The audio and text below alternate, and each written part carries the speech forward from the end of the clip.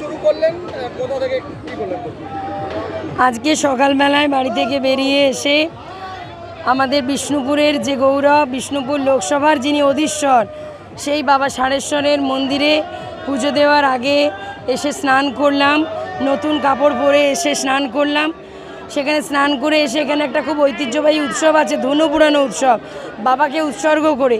সেই বাবাকে উৎসর্গ করে ধনু পুরানো উৎসবে অংশগ্রহণ করলাম। সেখানে প্রভুর কাছে নিজের মনস্কামনা ভক্তদের মতনই আমিও জানালাম, কারণ আমিও তো প্রভুর একজন ভক্ত, প্রভুর একজন চরণের দাসী হয়ে তারপরে আবার পুনরায় চান করে প্রভুর মন্দিরে পুজো দিলাম।